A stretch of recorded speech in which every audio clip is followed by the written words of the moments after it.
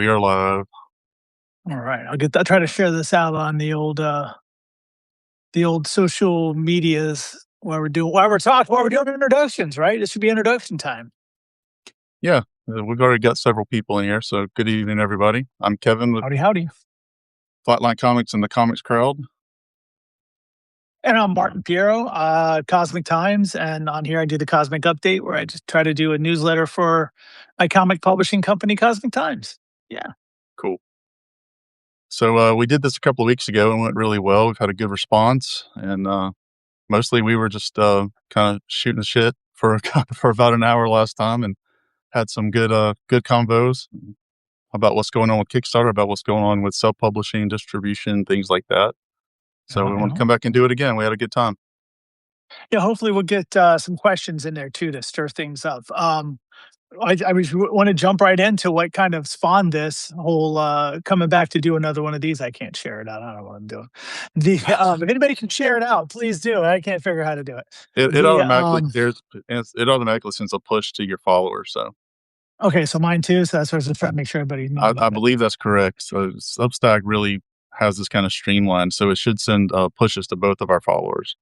Awesome sauce. Awesomeness. Well, then, yeah. So the other day, Kevin mentioned that there's a new superhero kind of conglomerate of like 20 or 30 creators coming together to make a new superhero universe. And I was on Kickstarter. I thought, let me go look that up. But I couldn't remember the name of it. So I said, well, let me just hit comics. I'll find it.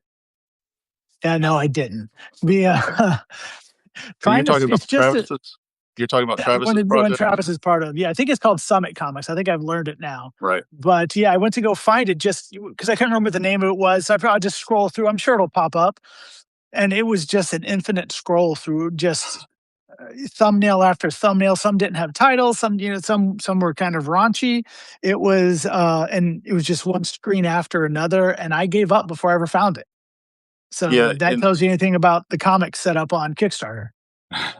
yeah, I wrote a whole post about it the other day about how difficult it is to wade through all that, and so it was funny to me that you mentioned that because it's. I mean, Travis is somebody you know, Right. and it seems like you would be able to just jump in there and see the most recent launches and find what you're looking for, but it's not that simple. I mean, even when you halfway know what you're looking for, it's almost an Right. impossibility without a link, Yeah, I couldn't remember the name, and I figured, like I said, I'll just do a simple bloop bloop bloop, and yeah, it was there didn't even seem to be any kind of particular order. They weren't in order. I guess I could have sorted it, but just the basic order it presents it seemed almost random.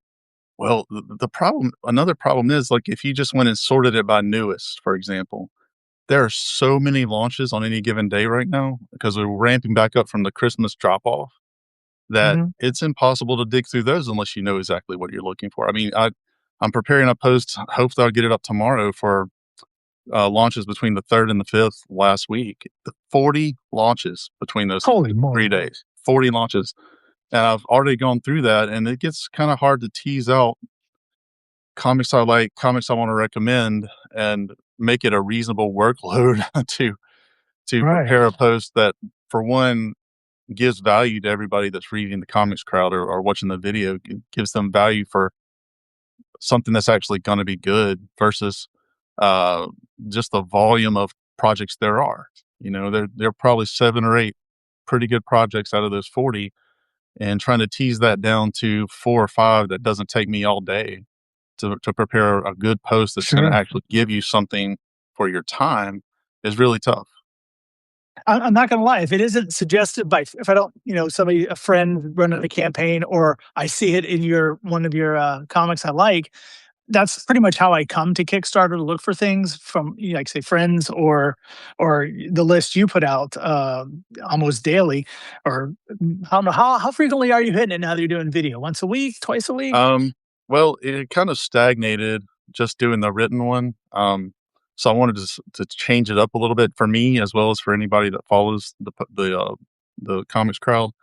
And so I started doing the video, and it's definitely had a positive response, but it takes about 2 or 3 times longer to prepare it and to make it look good because it's a matter of doing the video, editing the video down, and then ch- like taking the transcription and and editing that down into something that's usable as a written article and not just my off the cuff stream of consciousness vocalizations because it comes out pretty rough. And so then I'm spending another hour, hour and a half cleaning that up. So it definitely takes a lot longer, but it's worth it. I So mean, seriously, the engagement has improved, the number of reads has improved, and I'm starting to see new subs again. And that had stopped altogether where I was going backwards as of Christmas.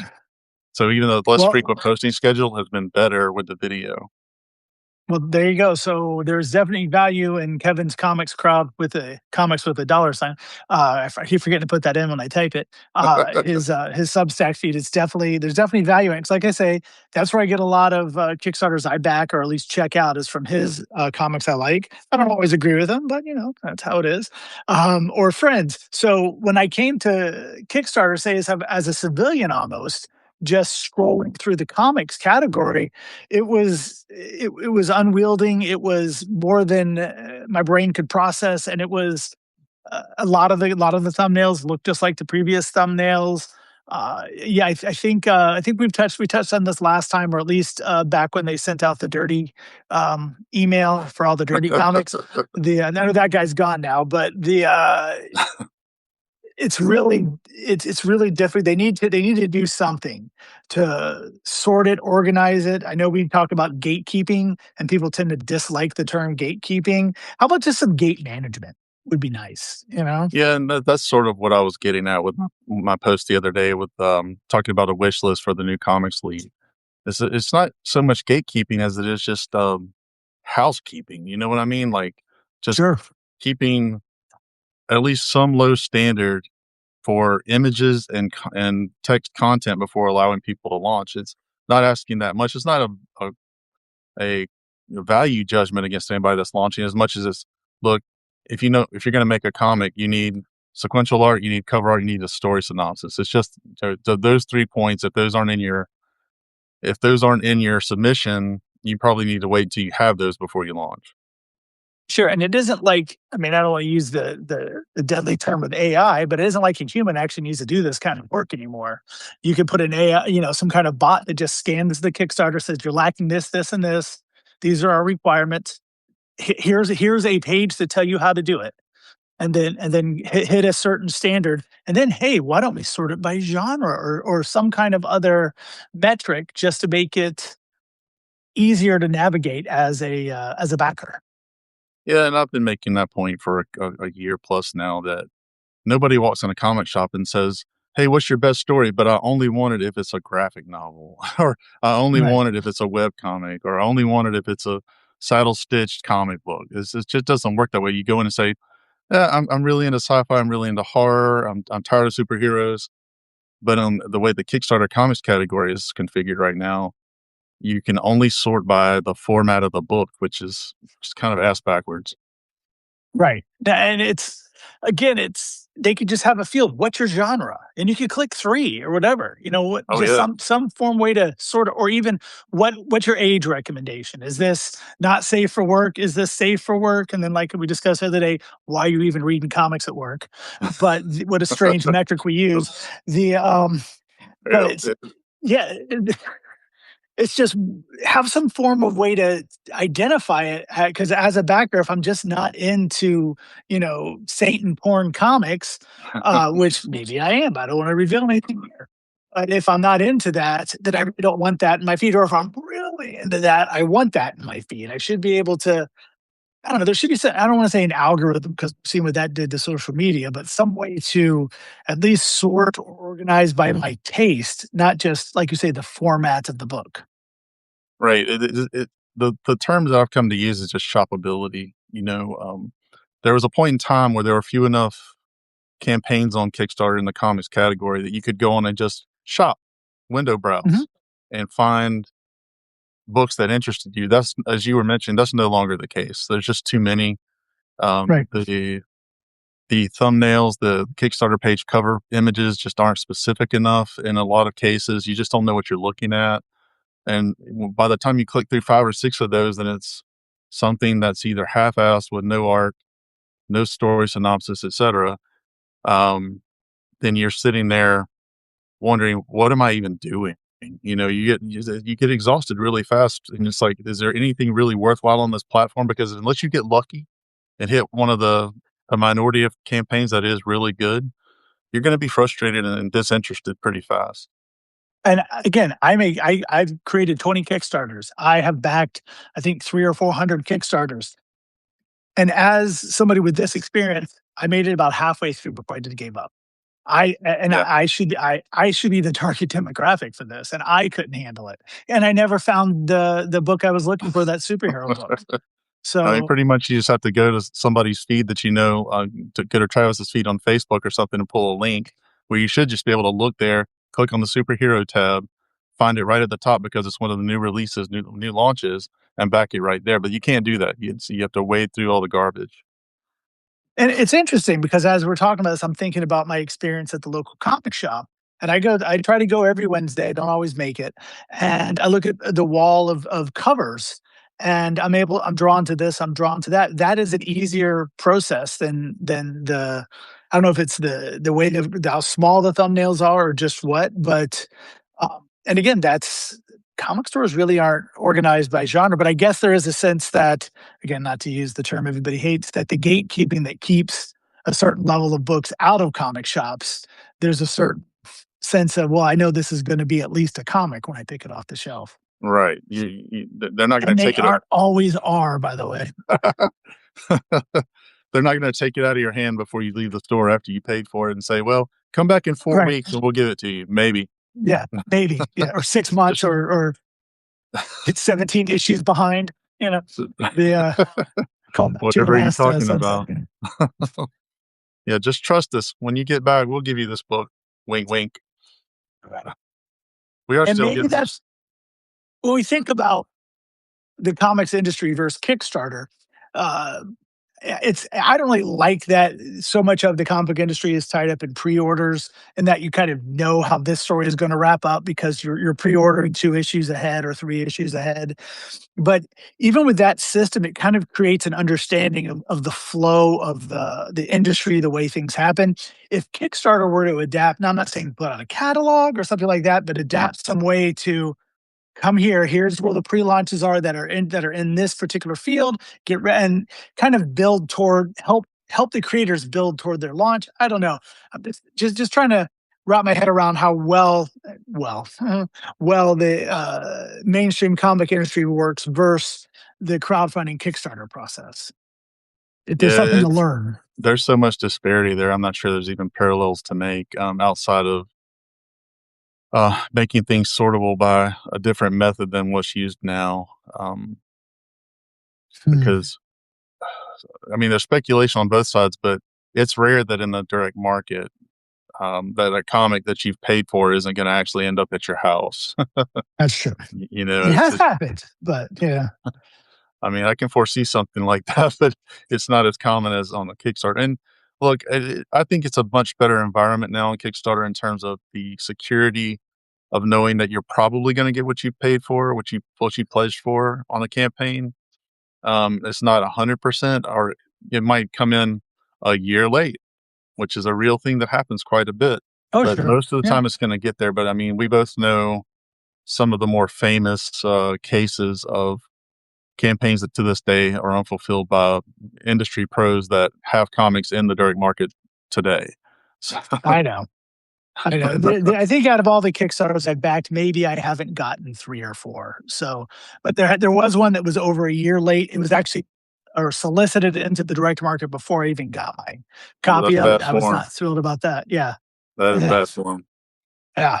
And I'm not even sure it ever came out in the direct market because that company, we won't mention its scout here, kind of folded and went away. So, These things the happen.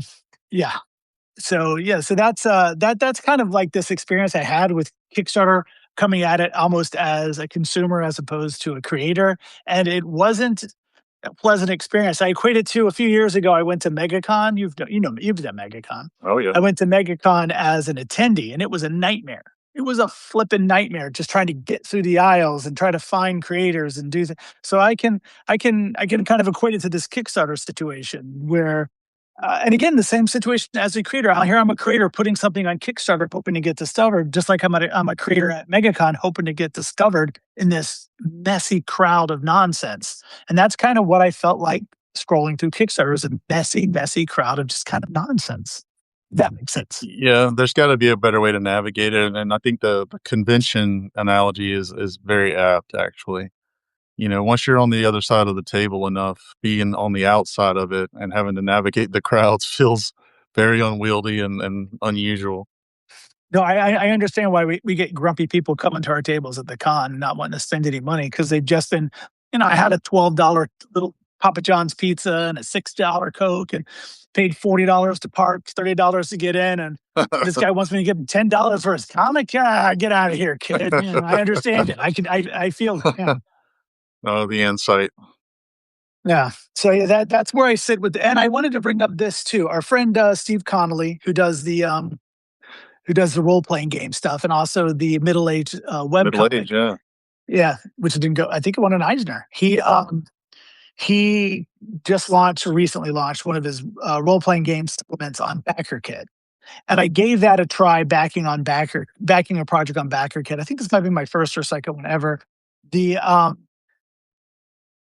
It was an easier experience as far as finding it, but the interface on BackerKit isn't as smooth as, at least in my experience, as the interface on Kickstarter as a Yeah. user. Yeah, you have to go through those screens where they're trying to upsell you. Yeah, that, and also logging in because I have a login for BackerKit launch, and I also have a login just as a backer, and it was a whole challenge to get logged in. And like I said, the interface isn't as attractive as Kickstarter. So in that respect, I would say that as far as the mess of Kickstarter, at least their interface is sleeker, a little more professional looking Yeah, than say it's what real easy BackerKit offers. yeah, it's real easy to show somebody how to pledge on Kickstarter, Yeah. and to get them through it. And once they've done it once, they've got it. The issue with BackerKit, especially with comics, is some days they may have zero campaigns for comics. It just hasn't worked over there. Wow.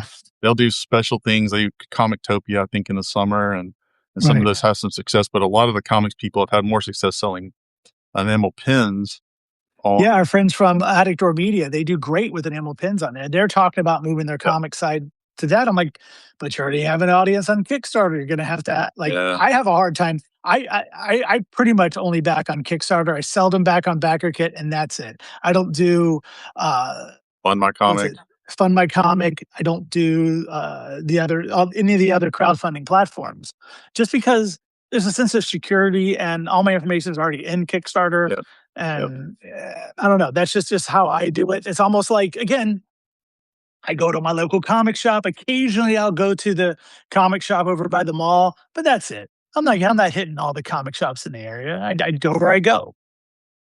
Yeah, and I think that's a convenience aspect that Kickstarter needs to keep in mind for how the comics category is organized as well. So I don't know that we ever get those changes. I'd really like that one. It's just a functional change. It doesn't affect anybody negatively. I think everybody would benefit actually if anybody that's looking for a particular genre jumps on there and can click and find your genre of what you're making that quickly, that easily. It's going to result in better pledges. It's going to result in shoppability that just isn't there anymore. I mean, Well, the question is, when I go to back, say, your upcoming book, the Lovecraft in Space book, see the little plug there. I'm going to go back.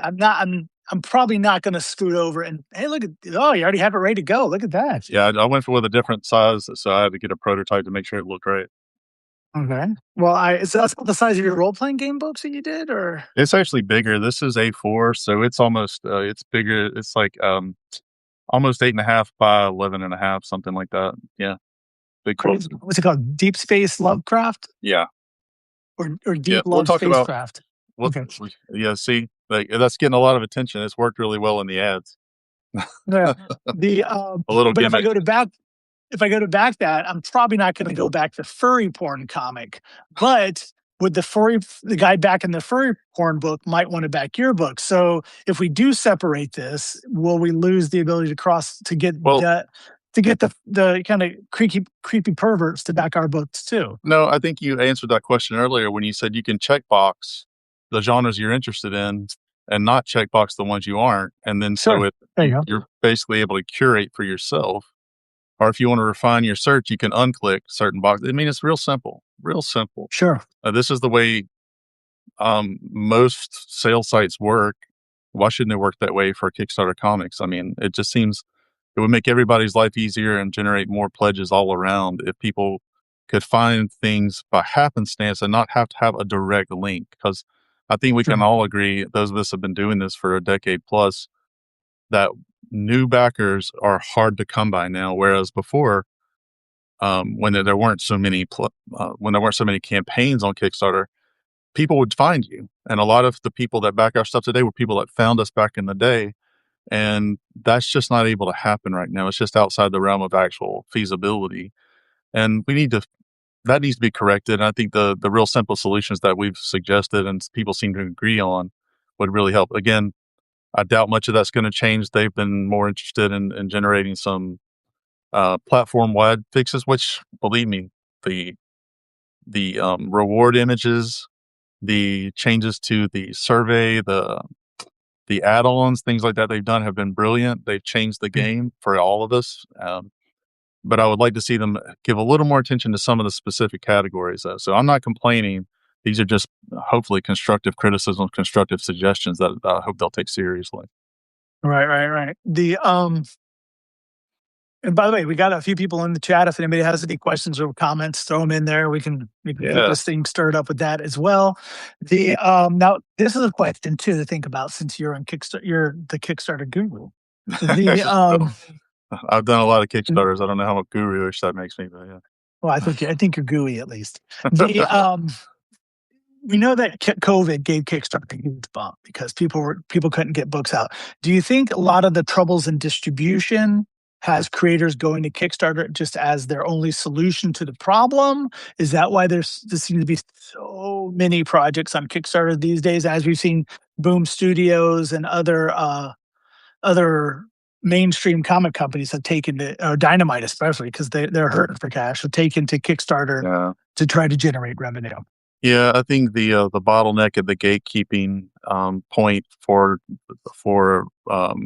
direct market distribution has forced a lot of people to come to Kickstarter. Now, the general numbers, and this is just based on my experience the past few years, throughout the year, the kind of ups and downs, the roller coaster of uh, highs in project volume in March, April, October, November versus the real depths that we seen to like 100 campaigns in December. Those seem to be pretty robust right now. We're not, at least in the time that I've been reviewing this, we're not seeing those vary a whole lot. You're talking highs in 300s. Maybe in October it'll push 400.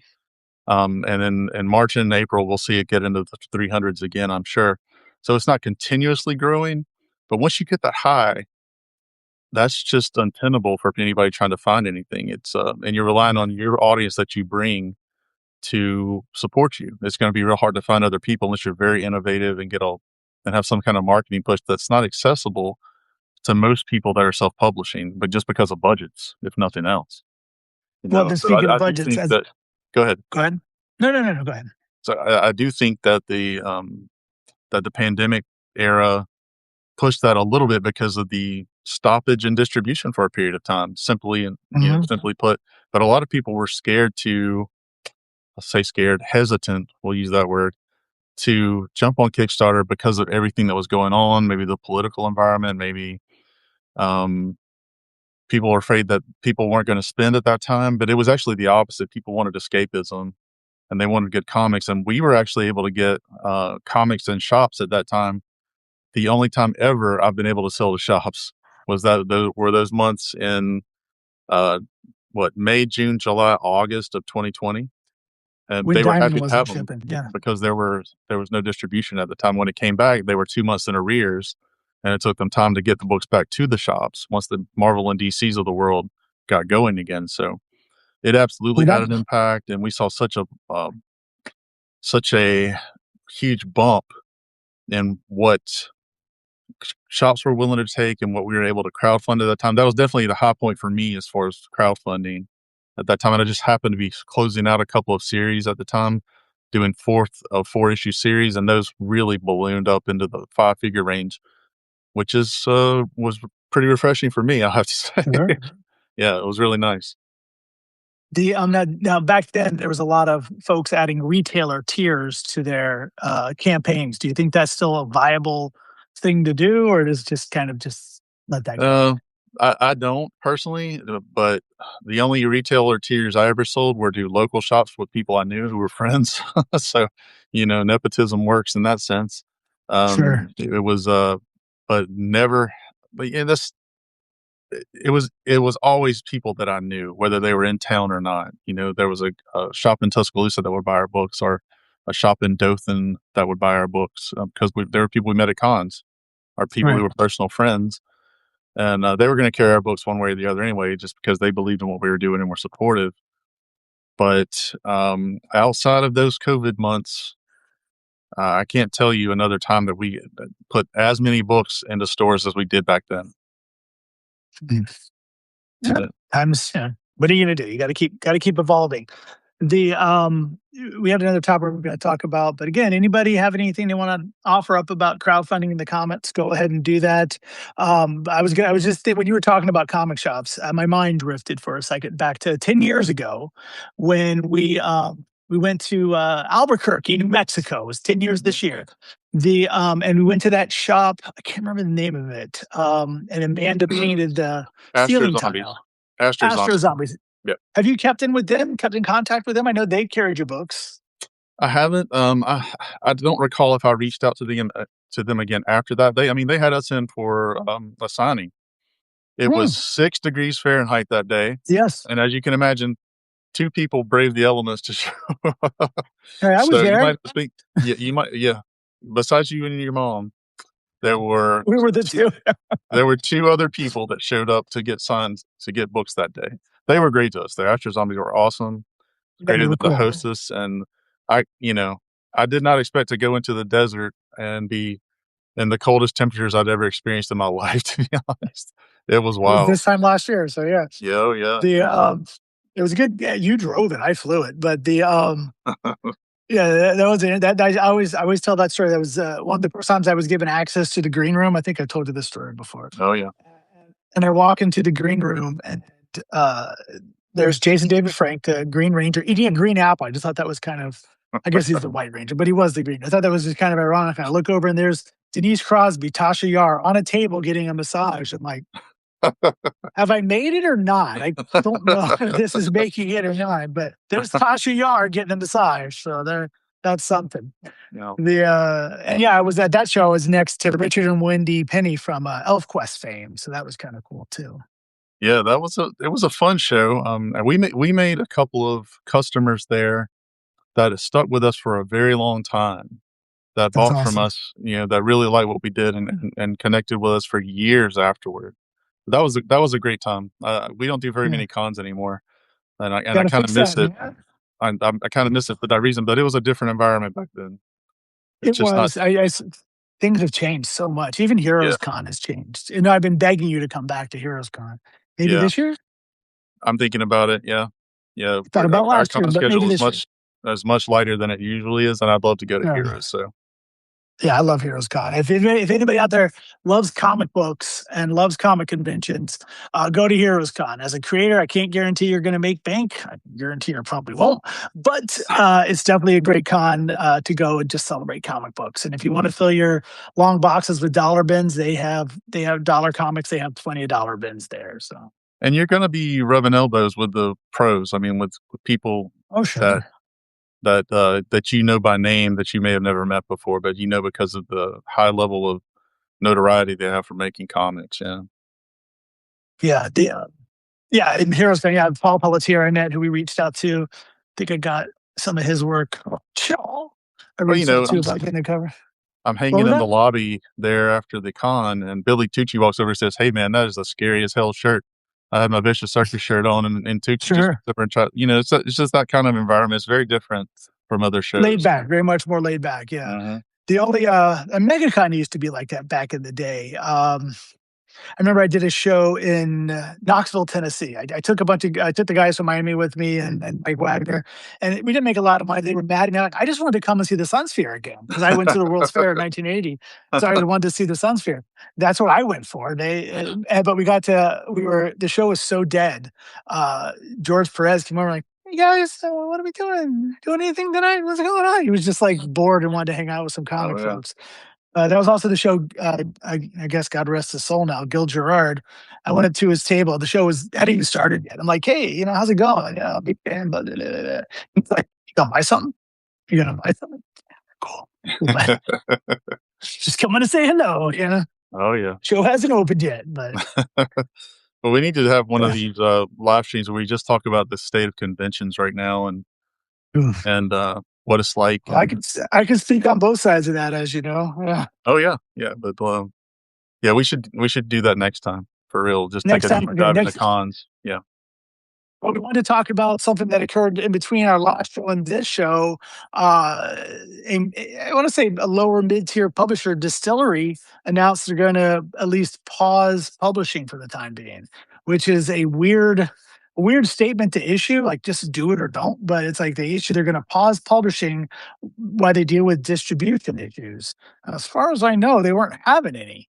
But it Oh, was just an interesting article or comment they put out there, press release, I guess. did you see the one wrinkle in all that, though, is that, last year they moved from Lunar to Diamond 2 weeks before the bankruptcy was declared. So, Well, they're it back to since Lunar, but well, they went to Penguin Random House. Penguin, right? Yeah. Yeah, so they've been all across the whole playing board here, but if they were coaxed into leaving Lunar to come back to Diamond 2 weeks before the bankruptcy declared, I mean, that sounds deceptive as hell. Like, that sounds Um, like they were fed a bill of goods to come back and then, like, got blindsided. Okay, the whole story may not be known. It could have Yeah. been they failed to like I know Lunar. There was another publisher that Lunar kicked out because they were failing to deliver books. I don't know if Yeah. Distillery was in that. I know Distillery. The challenge, at least when they first started, was their books were an odd size. Hey, you're doing one. Their books were an odd size, and I'm sure fitting them in those Lunar boxes was a challenge. That's probably a real problem. I mean, I've heard that discussed I was listening to a podcast recently about a company in Texas, and the name escapes me at the moment, but that sells a ton of back issues all the time, and they basically manage their inventory by the weight of the boxes, of the long boxes. Mm. And if Well, you that have yeah, magazine-sized stuff, you can't do that the same because you just got a different weight of comic in there. So right.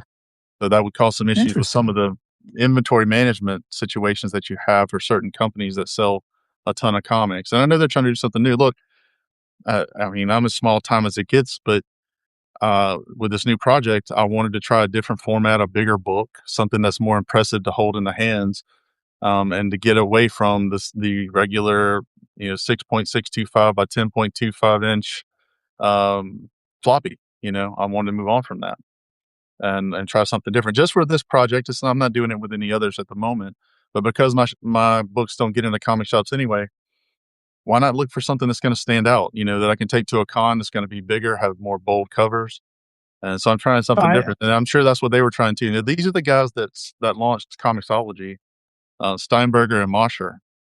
Okay, They, that's why. Okay, I knew the yeah, name seemed familiar. Okay. yeah, these are the And they're guys behind doing something else. Comixology. They're doing some other digital platform, Comic Ichiban or something. Neon They're Ichiban. involved in yeah, whatever it is. I don't think that's gonna work. That was the one thing about every time I go to New York Comic Con, there's about 6 or 7 guys. This is gonna be the Netflix of digital comics. Like, okay, I'll wait for your launch. I'll see you take over Comixology. Never happened. Yeah, Matt poking fun at our boys at Scout. Yeah, I see The that. I mean, I don't want to kick a guy when he's down, Scout, but the Scout, the yeah, the distillery thing, it's interesting.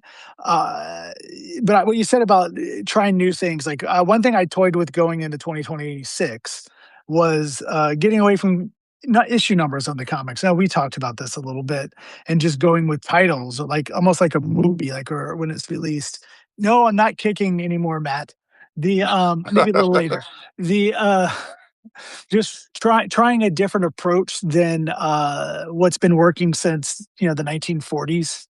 You know, so I'm with you on trying new things, but I think there's also the distillery thing. It had this not disparaging, but it had to stink of aftershock. It had to stink of these companies that launch with these big creators, these projects that are clearly costing way more than they can ever make back.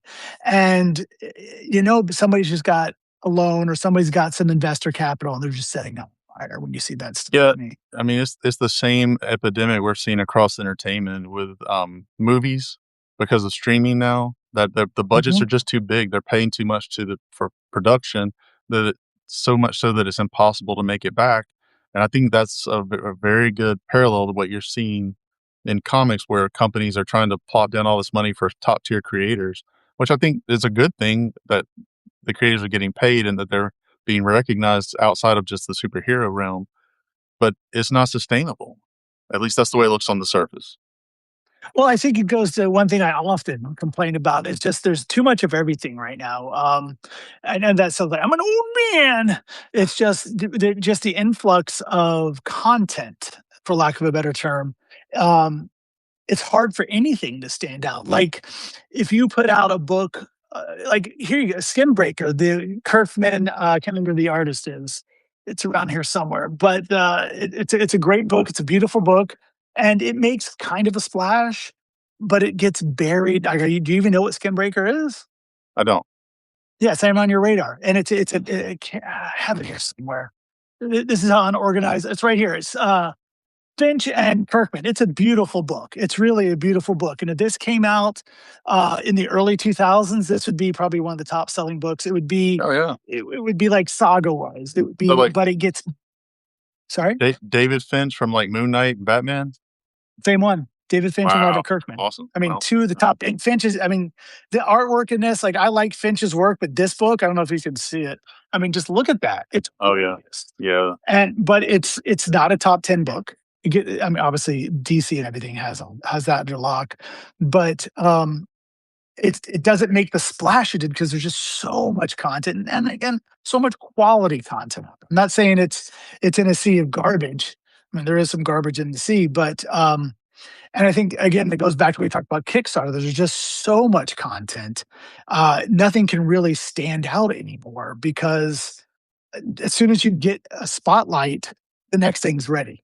You Yeah. know what I'm saying? It's like the next thing's right there. So it's hard to hard to tell. Like this Mandalorian and Grogu movie. I mean, I think it's gonna bomb. And this is a new Star Wars movie. How is this?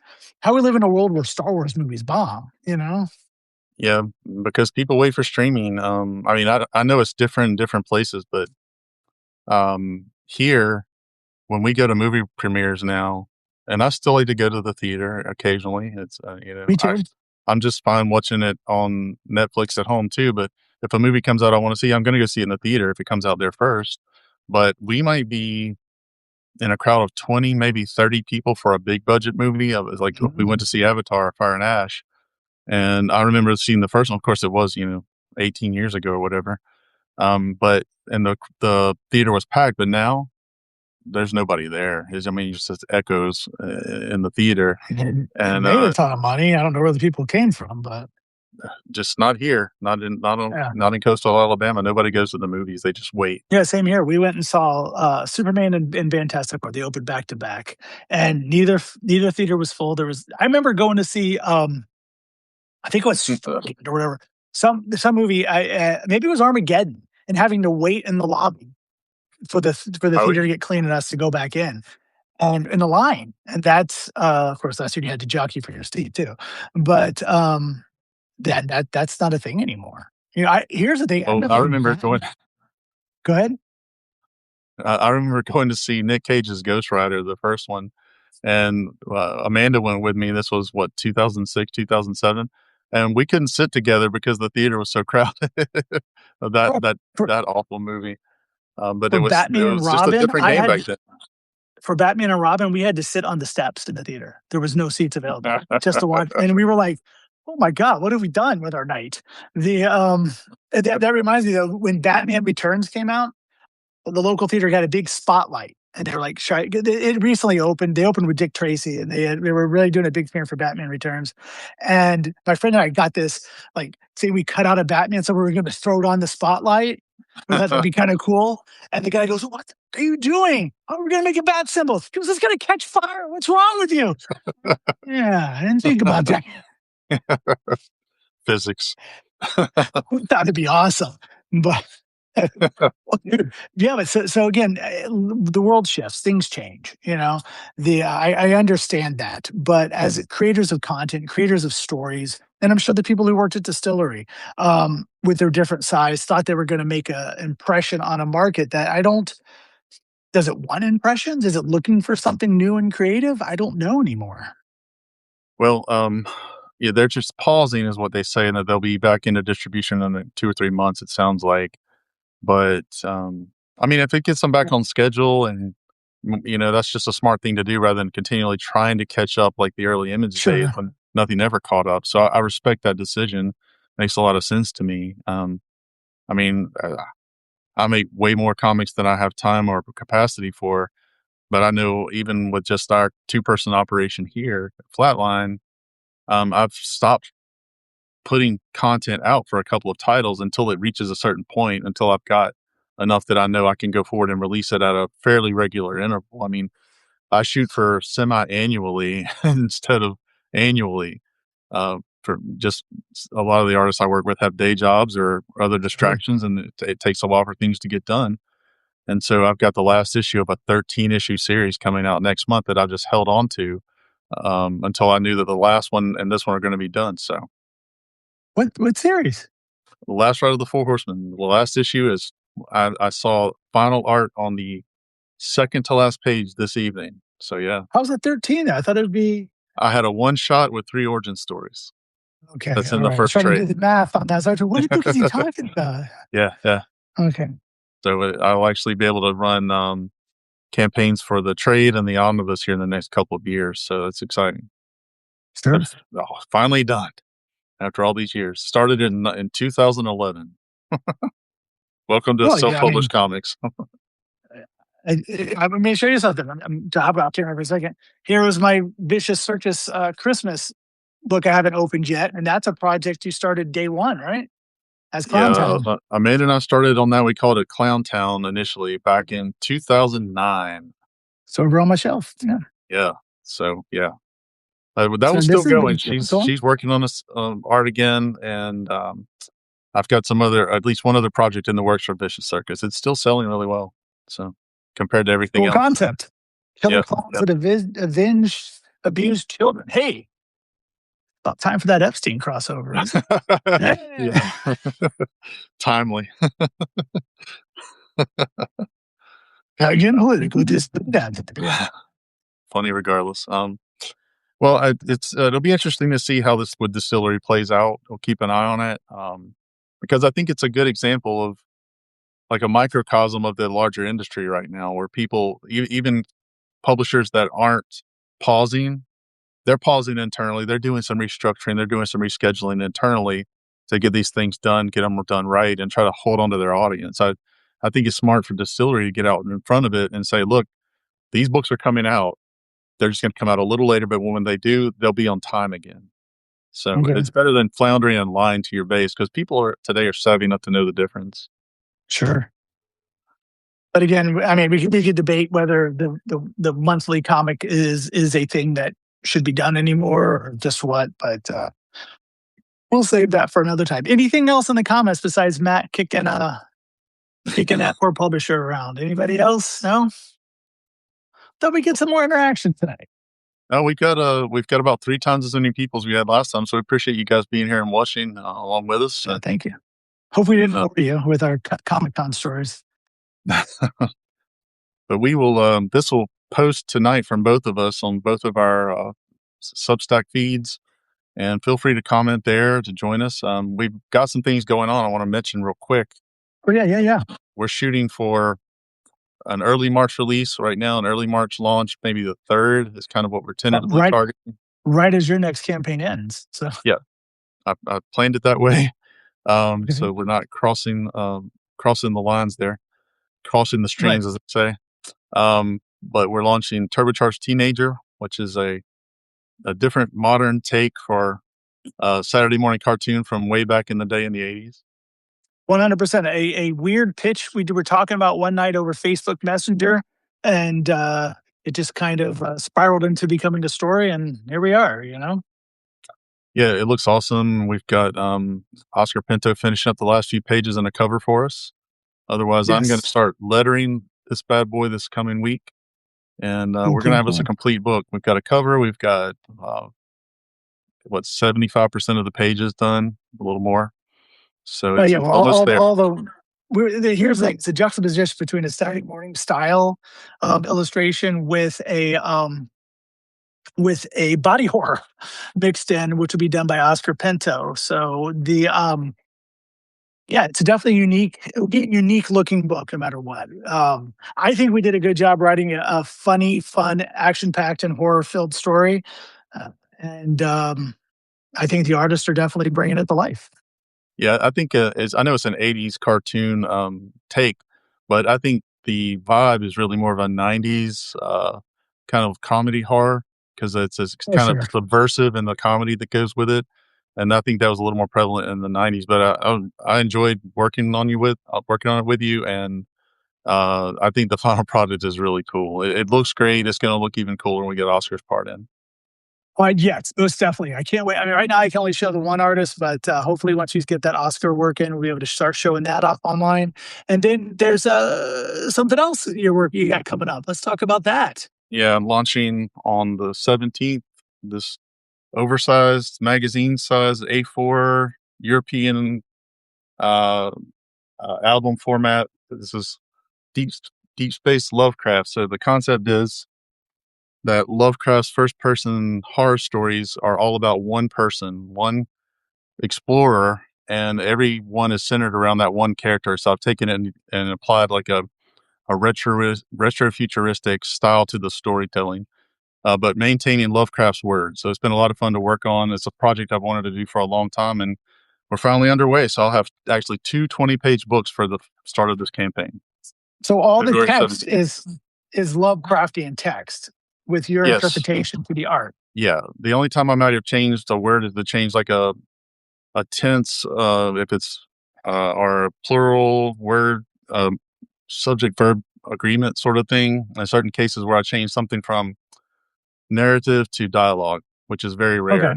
But it's still I wanted that Lovecraft vibe to the words, to the I wanted his rhythm in the storytelling. So, but it's been fun. It's something I've really wanted to do a long time, and I've enjoyed putting it together. Well, I just opened my Vicious Circus Christmas book here. Will this be an add-on in the campaign? I haven't decided how I'm going to do add-ons for this because it's a different sort of product, but it might be. Now, you Well, got you have your monster team up, your Frankenstein pursuit. yeah. I'll definitely include those as an add-on. We're doing the next one of those too. It's Dr. Jekyll and Jack the Ripper will be the next one of those. So That's not what you told me. I won't say it here. no, I'm But that's keeping not what that you. one because the timing will put that one out at Christmas because it's a Christmas story. So I've flipped the order. Okay. Yeah. All right. Yeah, the Ghost of Christmas, from Dickens and the Brides of Dracula will be the fourth one. I'm looking forward to that one big time. That's right up my alley. Yeah, Yeah. I'm excited to write it actually. I've got it all plotted out. But yeah, that you Cool, got cool, cool. the dust jacket version of the Christmas book, right? Believe so. It's got Sam. Yeah, Yeah. I love that cover. That's That's an Pinto? no. Ingram printed that for us. Okay. And the feel of that dust jacket is so professional to me. I just love how they turned out. Very cool. Yeah, Yeah. it's good looking books. And then I Thanks, man. just opened it. Flatline delivers, just so you know. I've had it for a couple weeks, so too. I It's I been sitting changed on up my the desk. formatting on that book for that size, and it turned out so nice. Like the gutters are clean, none of the words bleed into the gutters. It just Good. I'm very proud of that. Cool. Alright, so that's what's going on. I have a convention coming up, it'd be in Orlando for ShadowCon. Don't ask me when it is. ShadowCon. It's coming up in March. It's one of Tom Ropp's show, so it's gonna be fun. Uh, Look at the date. Sorry, I should have had that ready. ShadowCon is March 14th. I'm going to be in Orlando. Then I have after that. Do you have any shows? What's your shows coming up? I have a collective con at Collective Con in Jacksonville, March 27th to the 29th, and then doing my own show, PalmCon South, April 11th, down in Beaufort, Well, Delray, one day. And what do you have coming up? the next show I'll be at, if I schedule it, will be Heroes Con. We have nothing the first half of the year. I thought you had like a Huntsville show or something coming up. No, we're No. not gonna be there this year. I'm sure we'll be back next year. But after that, the next show will be Tallahassee, Infinity Con Tallahassee. Okay, and that's July First weekend in July. 12th and 13th. Yeah, Yeah, yeah. second weekend, 12th and Oh, 13th. okay. Yeah, Yeah, that's the let's have next one nice. we plan to do. It's just the con environment. We really should just devote a whole live stream to just talking about the con environment. It's just changed so much that it's almost Percent. impossible for a self publisher to go there and actually accomplish anything. But we'll talk about that. I could spend another 2 hours Yeah, on that we topic get alone. people. It's very frustrating because I love going to cons. We met at a con. I've made so many friends at cons that are friends for years and years to this day. It's just not feasible anymore. Actually, I had an old friend from SuperCon back. I haven't seen him in 15 years. I ran it on Substack. He has a Substack. He subscribed to me like, hey, Rob Hunter.